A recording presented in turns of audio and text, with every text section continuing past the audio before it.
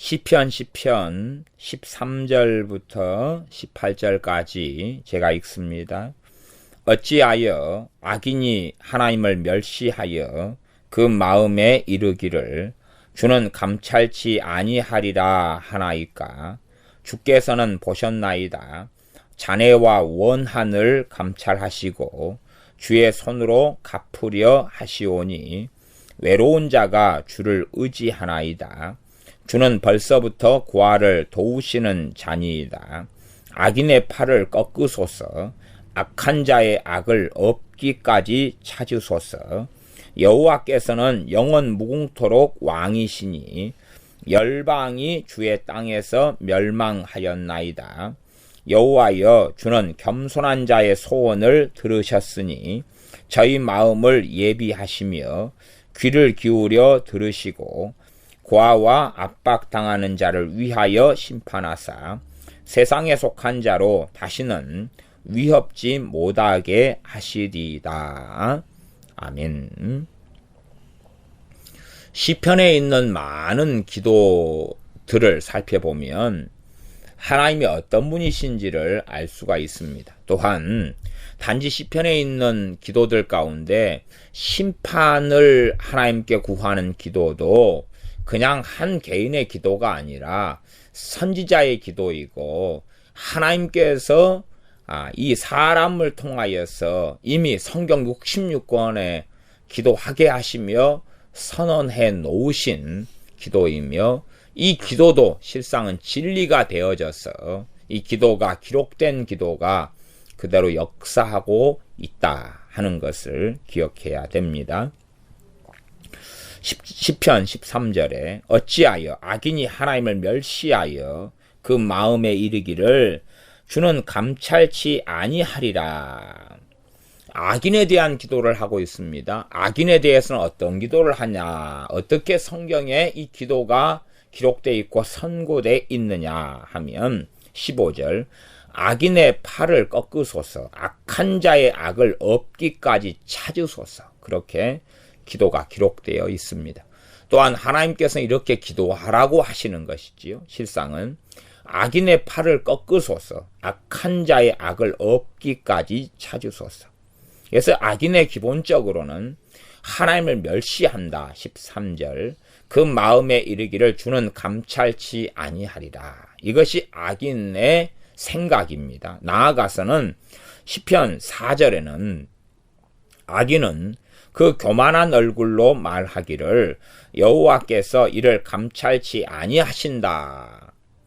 믿는 사람 가운데도 악인들이 많습니다. 그래서 자신의 행위는 악하다고 보지 않고 다른 사람을 판단하고 비난하고 정죄하기를 좋아하고 원하고 자신의 악함과 거짓말과 도둑질은 살펴보지를 않고 오히려 자신이 이렇게 기도하는데 왜 하나님은 안 들어주시냐며 하나님을 원망합니다. 광야 시대에 살아갔던 이스라엘 백성들이 자신의 소유와 행동을 살피지 아니하고 하나님을 때마다 원망하며 반항하며 불순종하며 거역했던 것처럼 그러면서도 자신들의 문제는 자신들의 악함은 살펴보지를 않는 것입니다. 악인은 여호와께서 이를 감찰치 아니하신다 하며 그 모든 사상에 하나님이 없다 하나이다. 그 모든 사상에 하나님은 계시지 않는 사상입니다. 하나님 없이 생각하는 사상, 지혜, 가치관, 그가 생각하는 판단의 근거들, 그가 돈에 대하여 가지는 가치관념에 하나님은 없고 그가 가지는 성공 속에는 하나님은 없고 그의 인생을 살아가는 젊은 날의 삶 속에서도 하나님 앞에서 하나님을 위하여 살아가는 삶은 없다는 사실입니다. 16절 여호와께서는 영원 무궁토록 왕이시니 열방이 주의 땅에서 멸망하였나이다. 이런 악인의 팔을 꺾고 악한 자의 악을 없기까지 하나님은 찾으셔서 왕이시기 때문에 열방이 주의 땅에서 멸망하였다고 말씀합니다. 하나님께서 열방을 멸망시키시고 왕들을 멸망시키시는 것이 하나님의 통치와 다스리심이었습니다. 그러나 반면에 17절에 여호와여 주는 겸손한 자의 소원을 들으셨으니 저희 마음을 예비하시며 귀를 기울여 들으시고 어떤 자의 소원을 들으시냐 하면 겸손한 자의 소원을 들으신다는 것입니다. 이 겸손한 자의 소원은 기도지요. 겸손한 자가 기도로 그의 소원과 그의 구함을, 그의 어려움과 그의 고난 중의 것을 아뢰는 것입니다. 겸손한 자가 소원을 아뢰입니다. 겸손한 자가 소원을 아랠 때 들어주신다는 사실입니다. 그러나 교만한 자와 강팍한 자와 악한 자가 그 어떤 소원으로 철야를 하며 금식을 하며 부르짖어도 열심히 아랜다 해도 하나님은 듣지를 않으십니다. 누가 가난하다 해서 겸손한 것도 아니고 누가 못 배웠다 해서 겸손한 것도 결코 아닙니다.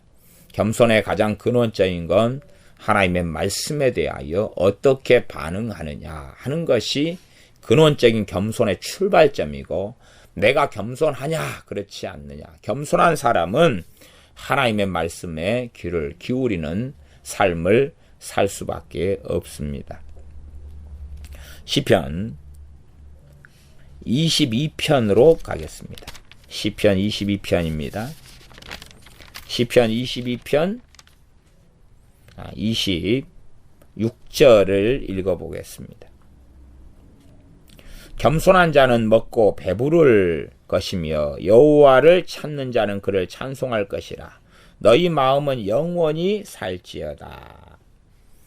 겸손한 자는 먹고 배부른다라는 이야기입니다. 기도하는 사람이 응답받고 떵떵거리고 산다는 것이 아닙니다. 하나님께서는 겸손한 자의 기도를 들으시기 때문에 기도가 없이도 어떤 자는 먹고 배부를 것이라고 선언하냐 그러면 겸손한 자는 먹고 배부를 것이다 라고 하나님의 말씀은 선언되어 있습니다. 그러니 우리가 하나님 앞에서 겸손한 자로 사느냐가 중요한 것이, 얼마나 기도를 많이 하느냐가 중요한 게 아닙니다. 내가 겸손한 자의 자리에 머물러 있을 때에 우리가 하나님께 나아가는 우리의 기도도 하나님이 도우시는 것입니다. 단순하게 제가 기도나 말씀의 근원은 하나님의 도우심 없이, 성령님의 역사하심 없이는 기도할 수 없다. 하나님의 도우심 없이는 말씀을 깨달을 수 없다.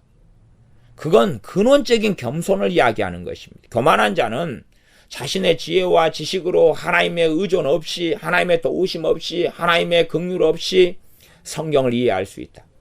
그래서 정말로 하나님 앞에서 말씀을 상고하지 않습니다. 그래서 미혹되고 잘못 깨닫고 사단이 역사하고 그 다음에 강팍하고 딱딱하고 은혜가 되지 않고 깨달음이 없고, 그리고 말씀의 능력이 나타나지 않습니다. 또한 교만한 자는 자기 마음에 있는 것을 그대로 이리저리 아뢰입니다. 자신의 마음에 있는 게 진리인 양, 자신의 마음의 판단과 생각이 옳은 양, 자신이 너무나 지혜로운 양, 하나님보다 지혜롭다 하는 자리에 서서 하나님 요건 요렇게 하시고 저건 저렇게 하십시오. 요건 요렇게 해야지 이루어지고 저건 저렇게 해야지 됩니다 라고 하나님을 가리키기를 좋아합니다. 기도를 통하여 하나님을 지시하고 조롱하고 지배하고 이끌고 나가기를 좋아합니다마는 그런 자의 기도가 어떻게 하나님께 들으심이 되겠느냐 하는 것입니다. 자신을 살펴야 되는데 살피지 않는 것입니다.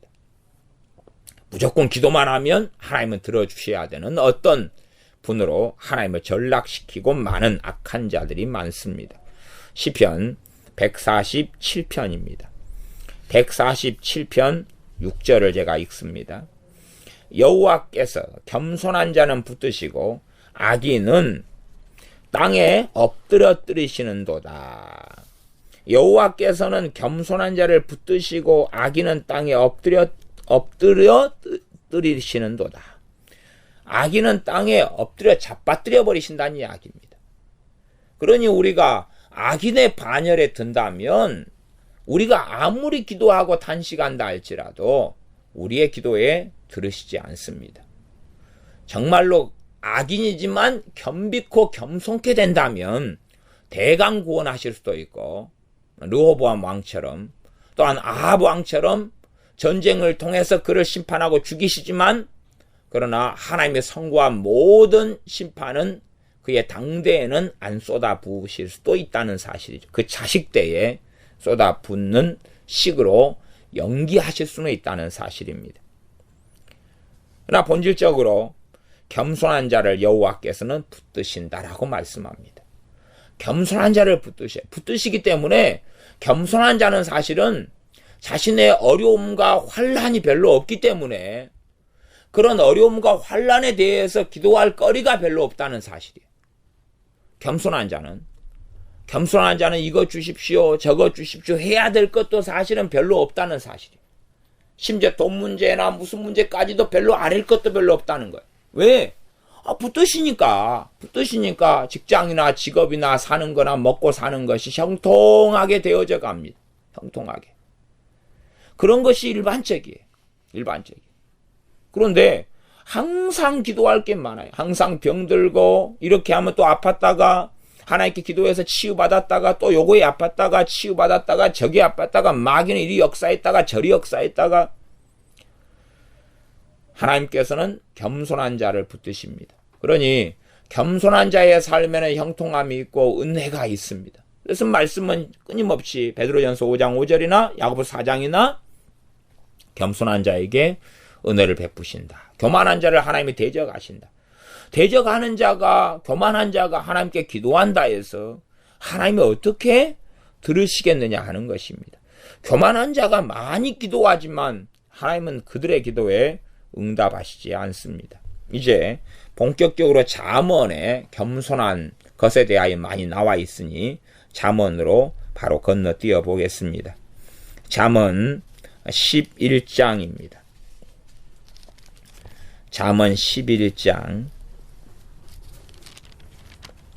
잠언 11장 2절을 보겠습니다.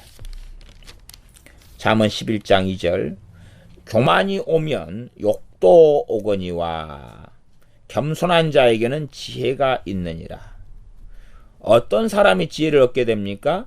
겸손한 자가요. 그래서 야고보서 말씀에는 너희 중에 누구든지 지혜가 부족하거든 후히 주시고 꾸짖지 아니하시는 하나님께 구하라 그리하면 지혜를 주시리라 그럽니다. 지혜 부족을 느껴요. 그리고 지혜를 구합니다. 그러나 어떤 이는 받고 어떤 사람은 안 받습니다. 안 받는 이유 가운데 하나가 야고보서 1장 말씀에는 의심하고 구하는 것이다 그럽니다. 그러면 잠언 11장 2절로 한다면 그가 교만한 가운데 지혜를 구하면 지혜는 응답받지 못하고 얻지 못합니다. 하나님 말씀을 선고합니다. 그가 지혜를 구하지만 어떤 사람에게 지혜가 있다고 말씀하냐 하면 겸손한 자에게는 지혜가 있느니라 말씀합니다. 그러니 하나님의 사람이 교만한 사람은 지혜가 있을 수가 없습니다. 그의 교만만큼 지혜가 있을 수가 없어요. 그의 교만만큼, 그의 거만함만큼, 그의 강팍함만큼, 그의 엎드려지지 않은 영역들에는 지혜가 있을 수가 없어요. 왜? 자기의 똑똑함과 자기의 판단과 자기의 생각과 자기 마음을 믿고 살아가기 때문에 그러합니다. 그래서 예수님 믿는 사람인데 지혜가 없다. 그 사람은 알 수 있습니다. 아, 교만한 사람이구나. 내가 예수님을 믿는 사람이에요. 근데 나는 지혜롭지를 못해요. 그러면 나는 교만한 사람입니다. 그래서 어떤 사람이 겸손한가 교만한가는 무엇으로 알 수 있냐 그러면 지혜가 있느냐 없느냐로 알 수 있습니다. 지혜가 있느냐 없느냐. 그래서 모든 부분에 교만하다, 모든 부분에 겸손하다는 것은 그렇게는 말로 단순하게 말할 수는 없습니다. 그러나 교만한 사람의 특징이 뭡니까? 쉽게 판단해요. 다른 사람을 쉽게 판단하고 알량한 지식 몇 가지를 얻으면 그걸로 다른 사람을 쉽게 판단하고 정죄해야 합니다. 교만한 사람은 쉽게 판단하고 정죄해. 그러나 겸손한 사람은 판단하고 정죄를 일삼지 않습니다. 어떤 것에 분별해야 된다 할지라도 하나님 말씀 속에서 기도하면서 자신을 돌아보면서 그러면서 분별을 해 나갑니다. 또한 고린도전서 말씀같이 판단해라는 말씀 속에 있을 때도 하나님 앞에서 자신을 돌아보는 것이 먼저가 됩니다. 그러므로 교만이 오면 뭐가 오냐 하면 욕이 온다. 이건 하나님의 백성들에게 하는 말씀입니다. 교만이 오면 욕이 옵니다. 왜 욕이 옵니까? 하나님의 들으심이 없고 응답이 없기 때문에 그렇죠. 겸손한 자에게는 지혜가 있느니라. 겸손으로 살아가면 한순간의 겸손의 문제가 아닙니다. 겸손은 계속되어지는 과정이죠. 계속되어지는 삶입니다. 그럴 때에 그에게는 지혜가 임하게 되고 겸손하며 하나님을 의지하는, 참으로 겸손한 자는 하나님을 의지해 갑니다. 모든 삶의 영역과 부분에서 계속하여서 삶이니까요. 그때에 하나님께서는 각 부분에 대하여 지혜를 주시게 되고 그 사람의 한 지체로서의 지혜이고 그 지혜가 부족할 때에 모사를 하나님이 주시고 그래서 더 좋은 지혜, 좋은 자를 주셔서 지혜를 얻게 하시는 것입니다. 잠언 15장입니다. 잠언 15장 33절입니다. 잠언 15장 33절 제가 읽어보겠습니다. 여호와를 경외하는 것은 지혜의 훈계라. 겸손은 존귀의 앞잡이니라. 기도응답의 정말 중요한 요소가 나중에 또 이 말씀도 살펴보겠습니다만은 여호와를 경외하는 것입니다. 하나님을 경외하는 것이 하나님께 들으심을 받는 우리의 기도가 응답되는 열쇠이고 우리의 기도의 응답의 비결이 거기에 달려 있습니다. 나아가서 이제 33절 하반절 겸손은 존귀의 앞잡이니라. 겸손할 때에 존귀한 길을 걸어간다 하는 것입니다. 겸손할 때에 존귀, 귀하게 되는 그러한 삶의 길을 걸어가는데 누구에게 귀하게 되느냐? 하나님께 첫째는 귀하게 되는 것일 수밖에는 없습니다. 그러나 교만의 길을 걸어가면 그에게는 수욕이, 욕이 당연히 찾아오는 것은 정상적입니다. 내가 예수를 믿는 사람이다. 믿으니 더 겸손해야 되죠. 나 믿는 사람이니 나는 교만해도 뭐 상관없어. 수욕이나 이런 게 욕이 찾아오는 건 상관없어. 아니요. 정말로 예수를 믿는 사람들이 교만할 때는 안 믿는 사람들이 교만한 것보다 더한 수욕을 기대할 수밖에는 없는 것입니다. 잠언 18장입니다. 잠언 18장입니다.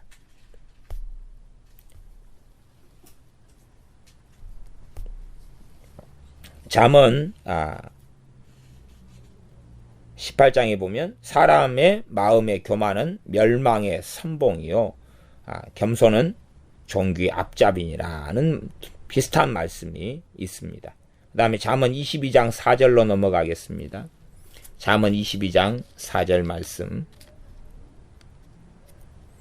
아까 잠언 18장은 12절이었습니다. 12절. 잠언 18장은 12절이었고 잠언 22장 4절입니다. 22장 4절은 겸손과 여호와를 경외함의 보응은 재물과 영광과 생명이니라.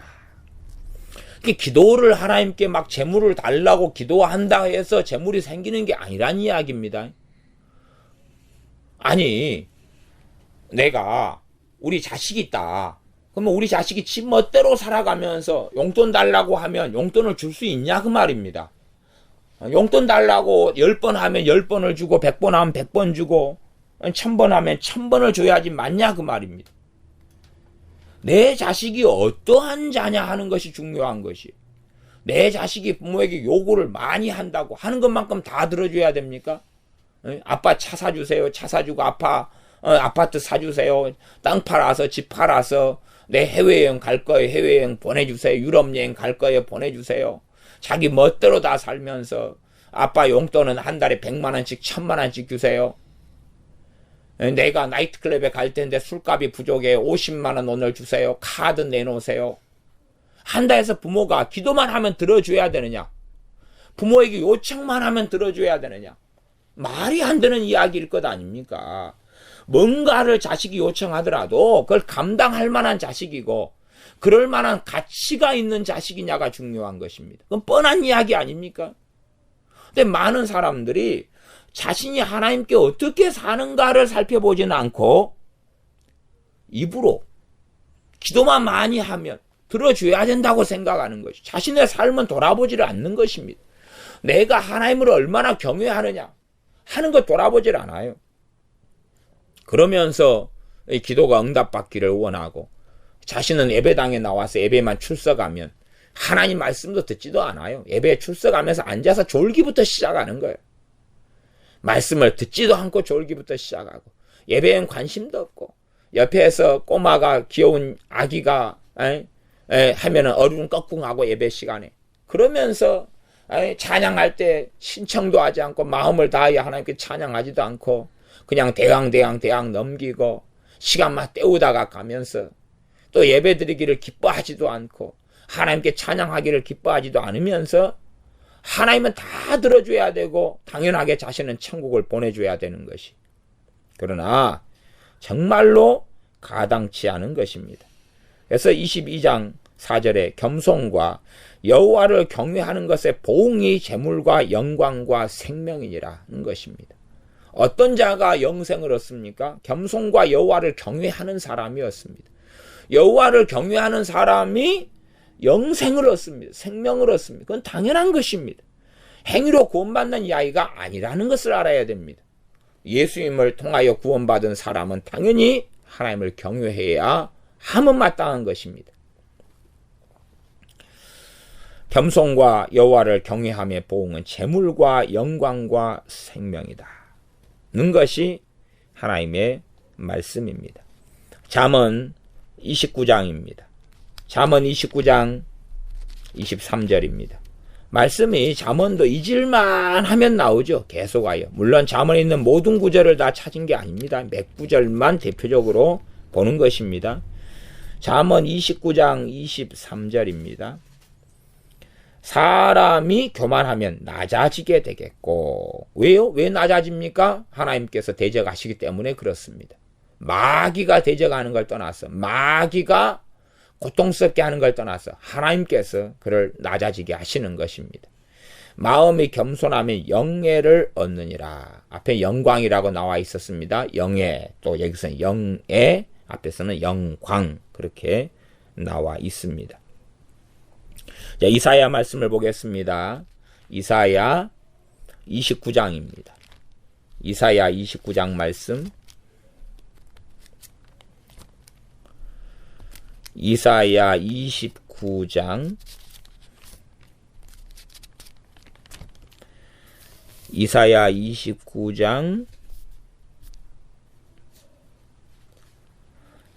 17절부터 제가 읽어보겠습니다. 하나님의 사람 이사야 선지자를 통해서 하시는 말씀입니다. 17절부터 이사야 29장 17절부터 미구에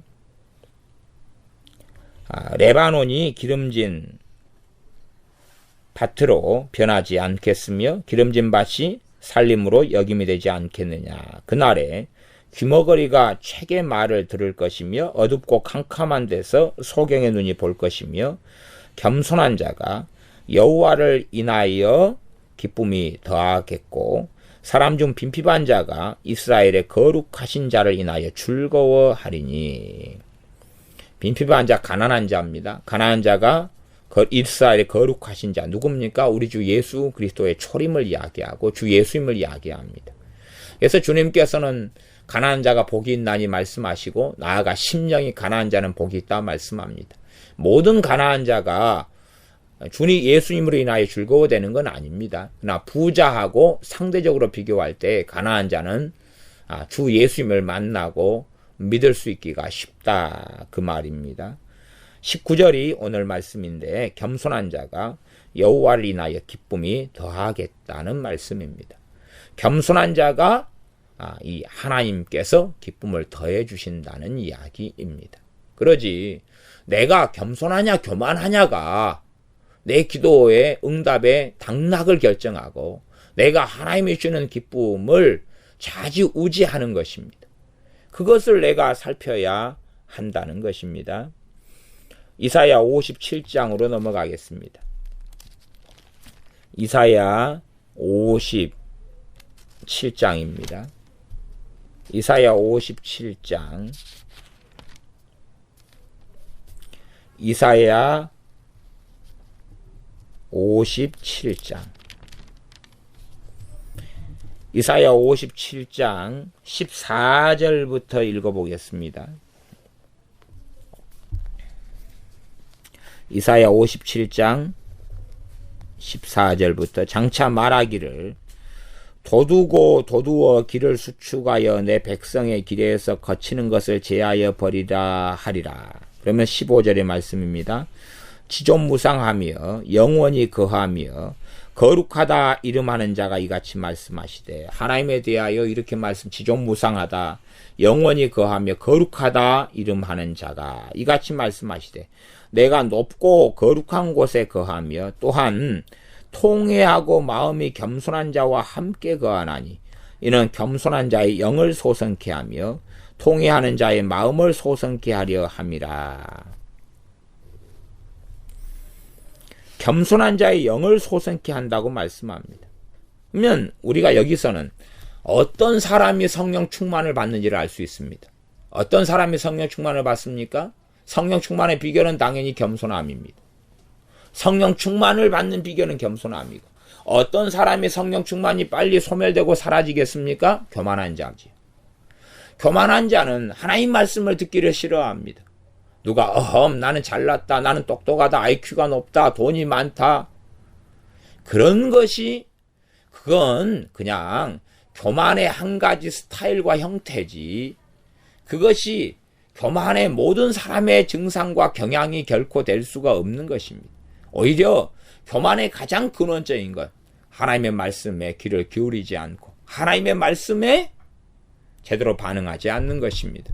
하나님 말씀을 청종하지 않는 것이 가장 근원적인 교만입니다. 그래서 하나님께서는 통회하고 마음이 겸손한 자와 함께 거하나니, 겸손과 통회는 함께 가는 것을 우리는 이 왕들, 이스라엘 왕들, 유다의 왕들을 통하여서 우리는 함께 살펴봤었습니다. 겸손한 자의 영을 하나님은 소성케 하고 통회하는 자의 마음을 소성케 한다. 회복시키시는 것이죠. 소성은 회복시키시는 것입니다. 회복시키시는 것의 신약에서는 근원은 성령 충만함입니다. 성령님의 역사하심이 나타나고 은혜가 나타나는 것입니다. 오직 성령 충만함을 받으라. 어떤 자가 받을 수 있습니까? 겸손한 자가 받습니다. 왜냐하면 교만한 자에 대해서는 성령 충만은 물 건너간 거기 때문에 그렇습니다. 그래서 하나님의 말씀은, 하나님께서는 겸손한 자와 마음이 겸손한 자와 함께 거하나니, 무엇이 겸손해요? 마음이요. 겉으로 아무리 가장된 겸손한 척을 해봐야 하나님께는 통하는 문제가 아닙니다. 하나님께는 결코 겉에 겸손한 척 해봐야 그것이 하나님을 속이거나 하나님 앞에서 참된 겸손으로 드러날 수 있는 것이 아닙니다. 다니엘로 가겠습니다. 선지자 다니엘의 기도가 왜 응답될 수밖에 없느냐? 다니엘은 겸손한 자였기 때문에 그렇습니다. 그래서 다니엘의 이 기도 응답의 비밀 중에 하나가 다니엘 10장에가 나와 있습니다. 다니엘은 에스겔 다음에가 다니엘이 있죠. 사렘, 에겔, 다니엘 10장 12절입니다. 10장 12절을 제가 읽어보겠습니다. 그가 내게 이르기를, 다니엘아 두려워하지 말라. 너가 깨달으려 하여 너 하나님 앞에 스스로 겸비케 하기로 결심한 첫날부터, 기도하기로 결심한 첫날이 아닙니다. 기도를 시작해가지고 21일을 기도했기 때문이 아닙니다. 하나님께서 그의 천사장 가브리엘을 보내서 다니엘에게, 선지자 다니엘에게 말씀하는데, 너 하나님 앞에 스스로 겸비케 하기로 결심한 첫날부터입니다. 겸비케 하기로 결심한 첫날부터. 단순한 금식도 아니고 단순한 기도도 아니고 그의 겸비하면서 하나님께 머물러 있는 첫날부터 너 말이 들으신 바 되었으므로 내가 너 말로 인하여 왔느니라. 그러니까 너 말이 들으신 바 되어서 너 말 때문에 왔다, 그 말이에요. 다니엘이 뭡니까? 말. 다니엘의 기도지요. 본질적으로 기도인데 그걸 말이라 그럽니다. 너 말로 인하여 왔다. 왜? 너 말이 들으신 바 됐다. 그러니까 들으신 바 되는 것이 사실은 기도입니다. 하나님이 듣지 않는 건 기도 자체가 아니에요. 기도 자체가 될 수가 없는 것입니다. 그래서 다니엘 선지자의 기도 응답의 비밀은 겸비함에 있었다는 것입니다. 그 다음에 이제 한 두어 개만 더 구약에서 말씀을 찾고 마무리해 가겠습니다. 미가서 6장입니다. 미가 6장.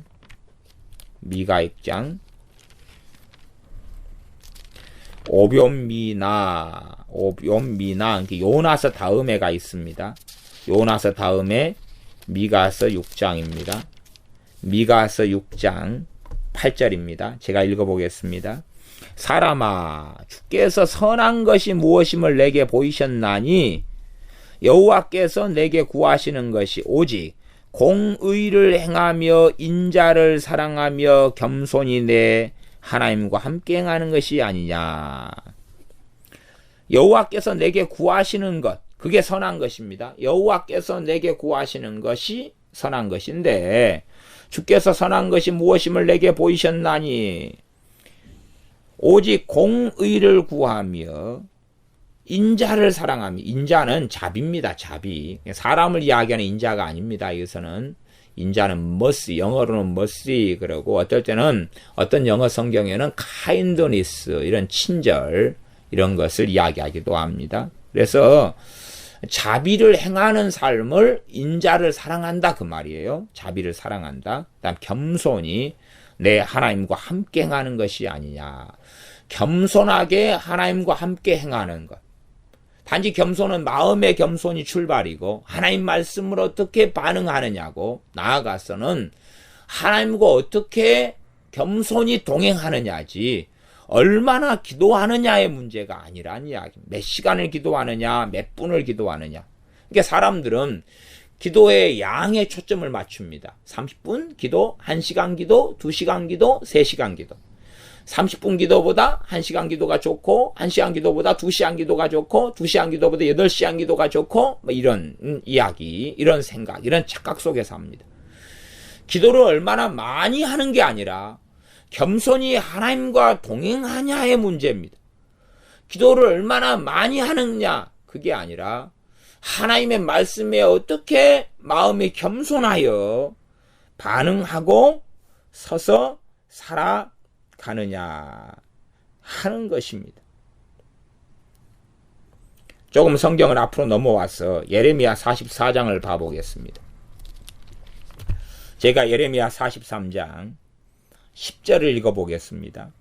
그들이 오늘까지 겸비치 아니하며 두려워하지도 아니하며 내가 너희와 너희 열조 앞에서 세운 나의 법과 나의 율례를 준행치 아니하느니라. 그들이 오늘까지 겸비치 아니하며 두려워하지도 아니하며 내가 너희와 너희 열조 앞에서 세운 나의 법과 나의 율례를 준행치 아니하느니라. 겸비치 않는다는 것이 무엇과 예레미야 44장 10절은 연결되느냐 그러면 나의 법과 나의 율례를 준행치 않는다는 것이, 그게 교만하다 그 말입니다. 교만하다는 것은 하나님의 말씀을 준행치 않는다, 하나님 말씀에 순종하지 않는다는 것이. 하나님 말씀에 청종한다는 건 듣고 마음에 두고 순종하고 산다.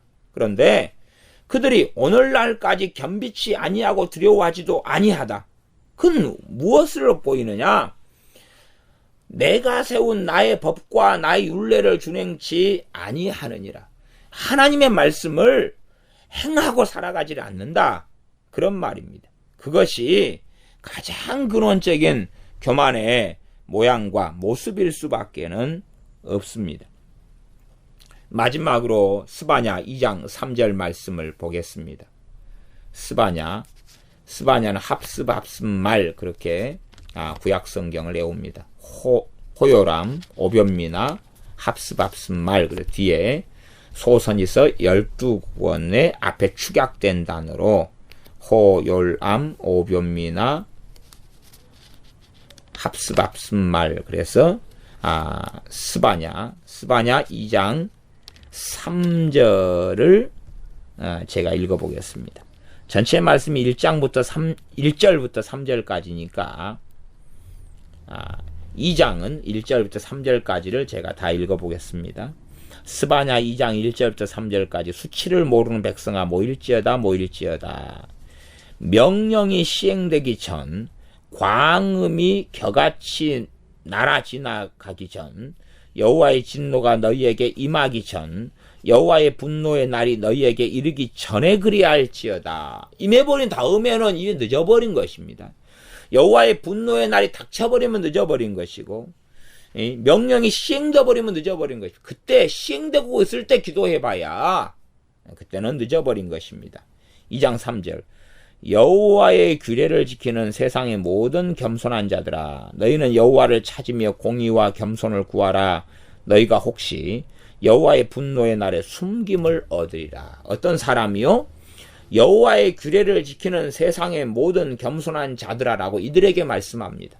그냥 악인들아에게 말씀하는 게 아니라 여호와의 규례를 지키는 세상의 모든 겸손한 자들아.